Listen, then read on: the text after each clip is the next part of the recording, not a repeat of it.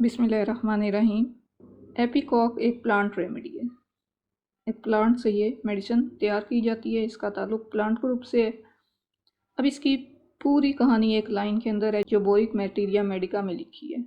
वो लाइन क्या है? Ramifications of pneumogastric nerve producing spasmodic in chest and stomach. ये जो रेस्पिरेटरी सिस्टम है और जो डाइजेस्टिव सिस्टम है, इसके एसाब का फैलाव, जिसकी वजह से स्पेज़मोडिक इफ़ेक्ट्स आते हैं। वक्फे वक्फे से तकालीफ सामने आती हैं। अब रेस्पिरेटरी सिस्टम की तकालीफ के साथ बुखार मिलता है।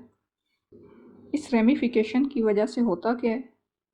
ये जो फैलाव आ जाता है एसाब के अंदर, इसकी वजह से abnormal secretions of mucous membranes की एबनॉर्मल स्क्रीशन देखने को मिलती है। तो एपीकॉक क्या है? Abnormal secretions of mucous membranes. अब ये बन तो रही हैं, एबनॉर्मल स्क्रीशन हो तो रही है, म्यूकस बन तो रहा है, लेकिन बॉडी इसे निकाल नहीं पा रही।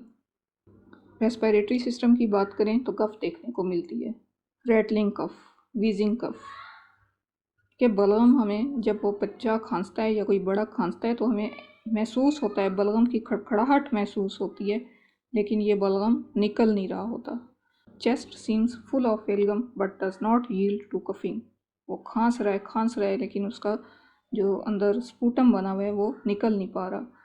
वक्फे वक्फे से खांसी होती है, वो उस बलगम को निकालने की कोशिश कर रहा है, प्रेशर लग रहा है, इससे इतना ज़्यादा प्रेशर लग रहा है, बार बार वो खांस रहा है, उसको दौरे पड़ रहे हैं खांसी के। तो इसकी वजह से वो मेम्ब्रेन्स अंदर की रेस्पिरेटरी सिस्टम की डैमेज हो जाती हैं। कफ के साथ फिर हमें कभी नोज़ ब्लीडिंग देखने को मिल सकती है, एपिस्टेक्सिस, या फिर मुंह से खून आता है, वो थूकता है, लंग्स उसके ब्लीड करना शुरू कर देते हैं अगर ज़्यादा प्रेशर उसका लग जाता है तो। अब इसकी जो ब्लड है, जो इसकी हेमरेजेस हैं, वो ब्राइट रेड होती हैं। ये फ्रेश ब्लड होता है, इस वजह से वो ब्राइट रेड हेमरेजेस होती हैं और प्रोफ्यूज़ होती हैं, ज़्यादा होती हैं।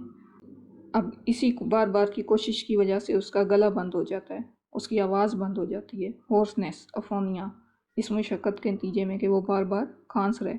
एज़मा के अटैक्स आते हैं। एज़मा हमें मिलता है एपीकॉक की ड्रग पिक्चर के अंदर। फिर कॉन्स्ट्रिक्शंस हैं चेस्ट के अंदर, सुकड़ाव आता है, और इन सब चीज़ों के साथ क्योंकि वो अंदर स्पूटम है, इन्फेक्शन हो जाता है, वो एक सोर्स बन जाता है वायरसेस का, बैक्टीरियाज ईजीली उसमें सर्वाइव कर जाते हैं। तो इसके साथ फिर हमें फीवर्स देखने में मिलते हैं, इंटरमिटेंट फीवर, बार बार उसको इन्फेक्शन हो रहा होता है, जिसकी वजह से उसे बुखार हो रहे होते हैं। स्टमक की अगर बात करें, डाइजेशन की बात करें, तो इसके अंदर डाइसेंट्री मिलती है, या स्टूल के साथ ब्लड आ रहा होता है।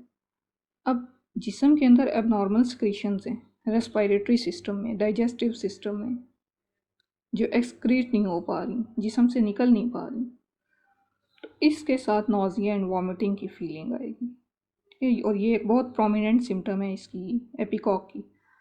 अब आप ख़ुद देखें कि जब आप कहीं ट्रैवल कर रहे हैं या कहीं आराम से बैठे हुए हैं, तो एकदम से कोई तेज़ गंदी स्मेल आ जाती है, तो क्या फीलिंग होती है? नोज़िया, कुछ लोगों को वॉमिटिंग हो जाती है। ठीक है, इसी तरह से एक और एग्जांपल ले लें, बस में एक बंदा वॉमिटिंग करता है, तो उसकी स्मेल की वजह से 4 को और हो जाती है। तो यही नोज़िया और वॉमिटिंग एपीकॉक के अंदर है। अब रेस्पिरेटरी सिस्टम के अंदर म्यूकस है, डाइजेस्टिव सिस्टम के अंदर म्यूकस है, वो निकल नहीं पा रहा, तो क्या उसकी पट्रिफिकेशन स्टार्ट हो जाती है। जब पट्रिफिकेशन स्टार्ट होगी, रेस्पिरेटरी सिस्टम के अंदर म्यूकस है, वो सांस ले रहा है, म्यूकस का इफ़ेक्ट उसके ऊपर आ रहा है, उसकी अंदर पट्रिफिकेशन हो रही है, तो उसकी स्मेल उसके साथ उसकी बॉडी में, उसके सांस में, अपने उसके मुंह की स्मेल ही होगा, उसकी सांस स्मेल ही होगी, इस वजह से उसको नोज़िया और वॉमिटिंग की फीलिंग आती होती है। अब जो वॉमिटिंग होती है इसके अंदर, ये वॉमिटिंग फूड की हो सकती है, जो फूड उसके स्टमक में प्रेजेंट है, ब्लड की हो सकती है, अगर खांसने की वजह से उसकी डैमेज आ गए हैं तो वो वॉमिट करेगा, तो वॉमिट के साथ अब ये रेस्पिरेटरी सिस्टम और डाइजेस्टिव सिस्टम के जो ट्रैक्स हैं, उनके अंदर प्रेशर की वजह से जो डैमेज आ जाएगा, उसकी वजह से उसमें उसकी वॉमिटिंग में ब्लड नज़र आ सकता है। बाइल की हो सकती है, ठीक है, लीवर डाइजेस्टिव सिस्टम में इसका बड़ा रोल है। म्यूकस की हो सकती है, जो स्टमक के अंदर म्यूकस है वो उसकी वॉमिटिंग के थ्रू उसके बाहर निकल आए। अब हिचकी आती है इसमें, स्पेज़मोडिक हिकअप है, वक्फे वक्फे के साथ उसको हिचकी होती है। अगर प्रेगनेंसी में नौजिया एंड वॉमिटिंग आए तो वहाँ पे भी हम एपीकॉक को इस्तेमाल करवा सकते हैं, ये उसमें भी काम करती है। अब इसका नौजिया मूविंग ऑब्जेक्ट की तरफ देखने से बढ़ता है, क्योंकि ये एबनॉर्मल स्क्रीशंस की वजह से है जो बॉडी खुद ही प्रोड्यूस कर रही है, तो वॉमिटिंग के बाद भी मरीज़ को आराम नहीं मिलता। वॉमिटिंग हो जाती है, अगर उसमें म्यूकस रिलीज़ हो भी जाता है तो उसके बाद भी मरीज़ को आराम नहीं मिलता, क्योंकि बॉडी के अंदर मज़ीद म्यूकस बन रहा है, उसकी पेट्रीफिकेशन होगी तो दोबारा से यही सेंसेशंस आ जाती हैं, तो मरीज़ आराम महसूस नहीं करता वॉमिटिंग के बाद भी। और जब इन्फेक्शंस हो जाते हैं तो फिर फीवर्स मिलते हैं। इसीलिए बहुत से बुखार जहाँ पे पिक्चर क्लियर ना हो, मलेरिया है या दूसरे इन्फेक्टिव फीवर्स हैं, तो वहाँ पे अगर किसी मेडिसिन की पिक्चर क्लियर नहीं है, नहीं समझ आ रहा कौन सी मेडिसिन दें, तो बेहतर होता है कि उसके अंदर एपीकॉक इस्तेमाल करवा दी जाए। अब इसमें मरीज़ को अंदर तो हीट महसूस हो रही होती है, लेकिन इसका जिस्म सर्द होता है, internal heat but externally cold. और ये क्यों होता है? उसके उस इन्फेक्शन की वजह से जो उसके बॉडी के अंदर है, उस पेट्रीफिकेशन की वजह से जो म्यूकस की उसके अंदर हो रही है, उसके अंदर हीट महसूस हो रही होती है मरीज़ को, लेकिन वो थर्मामीटर उस हीट को कैप्चर नहीं कर रहा होता।